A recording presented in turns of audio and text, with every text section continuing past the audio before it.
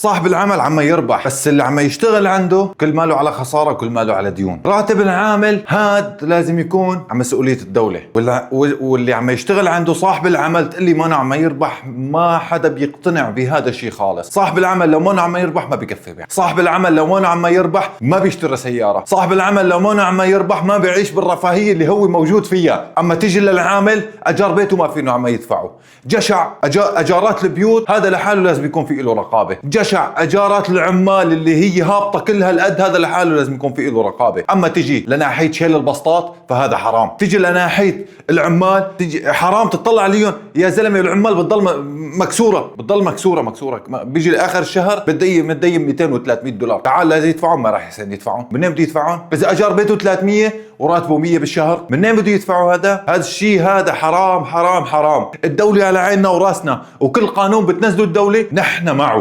معه لانه بناء هاي الدولة بيقوم على الشعب. صح؟ هي شغلة. الشغلة الثانية رقابة البسطات ورقابة التمويل اللي عم تفوت على المحلات، هي كلياتنا نحن مع هذا الشيء، تمام؟ بس اما تيجي لرقابة اجور العمال هذا الشيء ما عم ينوجد. ليش؟ خلينا نعمل مثل الدول المجاورة، مثل تركيا مثلا. أنا كنت بتركيا وأنا بحكي بهذا الشيء. بتركيا عندك العسكري أجرت، عندك حد أدنى وعندك حد أعلى. الدولة بتركيا عاملة هذا الشيء لحتى الشعب يعيش، يعني شلون بدي لك، بالفئة المتوسطة أقل شيء، ما عندهم فئة فقيرة. ليش؟ الدولة عرفانة تكمش هذا الشيء. بدك حاطة حد أدنى للعمال، أجور العمال حاطة كذا، وحاطة حد الأعلى. نحن عنا ليش؟ نحن عنا بصير في رقابة على البسطات، بصير في رقابة على الشغل، بصير في رقابة على العمال، بصير في رقابة كل شيء، وبتيجي بالأخير صاحب العمل مرفه وعم يربح 2000 و3 و4 بالشهر، وبتيجي للعامل عم ياخذ 100 دولار. العمال لازم يكون في إلها رواتب مزبوطة، لازم الدولة تهتم بهذا الشيء.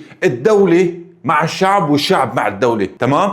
ولكن الشعب عنا بسوريا مظلوم. الشعب عنا وخصوصا بين قوسين العامل عنا بسوريا مظلوم. لازم يكون في حد أدنى للأجور وحد أعلى للأجور.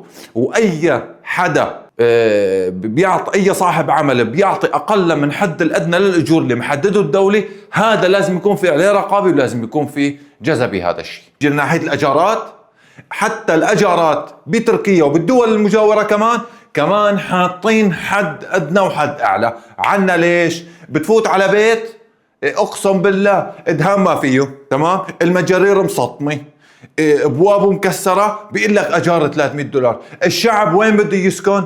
مين هذا اللي بده يطلع من المخيم لحتى يسكن ببيت أجاره قديش؟ 300 دولار.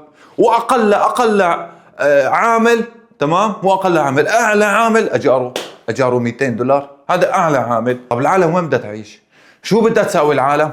منطالب نحن كلنا، وراح نكتب بالتعليقات كلياتنا، منطالب الدولة بأن تلاقي حل هذا الأمر، تحط حد أدنى للأجور للعمال وحد أعلى. هذا الشيء منطالبه. مو بس نحط رقابة على البسطات، مو بس نحط رقابة نروح على المحل ليش ما انك مسعر، ليش ما، هاي ما بتصير. سعر على عيني وراسي، هذا الشيء بفيد الشعب، بس حط حد أدنى للأجور وحد أعلى للأجور للعمال، تمام؟